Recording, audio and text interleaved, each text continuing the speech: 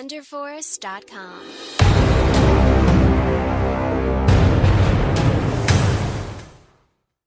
Hello everybody and welcome to my review of Insidious.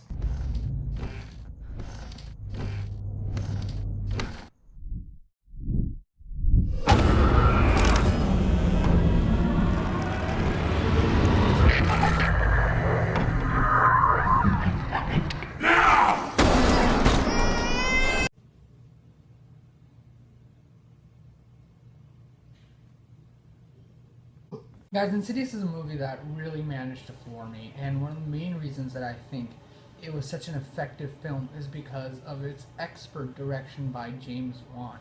And you may know this name from previous films that you may or may not seen. Insidious is a 2011 film. I'm reviewing it late in the game, obviously, but James Wan has now become quite a bit of a household name. He has directed films like Conjuring, Conjuring 2, Insidious, and he produced Lights Out. Not to mention his hand in the Saw movies, the Paranormal Activity movies, as well as recently the Fast and Furious film, Furious 7, and his upcoming DC movie, Aquaman. So he's kind of a big deal nowadays. One thing you will notice when you see this film, Insidious, is that James Wan is really a great director at creating this sort of creepy, intense atmosphere throughout the film that garners the audience's attention. The thing that I particularly liked in this film was that there was barely any CGI work, and using practical effects kept the film actually much more grounded than it would have been with those CGI effects, and so that helped add to that intense, creepy atmosphere.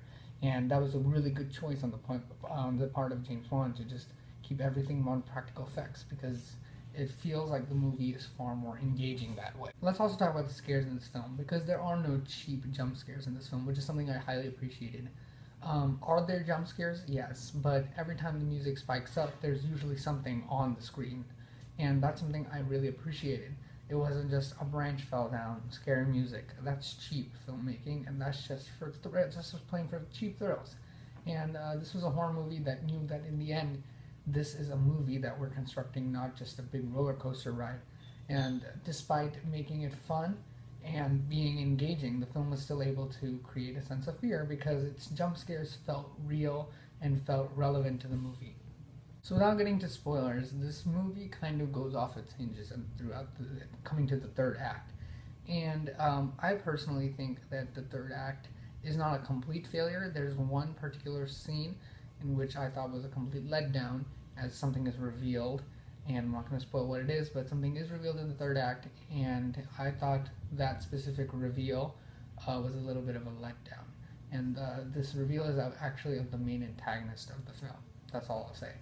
And the third act is not a complete letdown, though. A lot of people really hate the third act of this film, but I think it's a unique vision, and I actually kind of like the way that it's done. It kind of feels a little bit separate from what you were expecting, but it feels original and it felt fresh, and that's why I kind of like the third act, actually, except for that one particular scene. So when you see it, maybe you'll have different thoughts than me about what you thought about the third act, but I'd say it's original, even though it has a stark contrast from the first half of the movie. The third act does, I think, do something innovative with its direction take.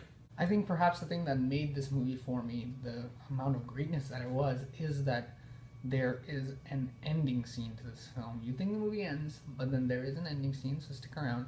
And that film, that one scene really just changes the way you see the movie. And this is not a post-credit scene. It is part of the movie. You'll know when it happens. And it basically ties the movie together. It makes the movie coherent. And it's an excellent plot twist. It's a Shyamalan-level plot twist. I mean, I really enjoyed how they took a fresh take on the plot and changed it up a bit. And that's something that few horror filmmakers are doing nowadays. So in general, it is a wildly innovative and original film, filled with good jump scares, and some actually pretty good performances, particularly from Lin Shaye and Patrick Wilson.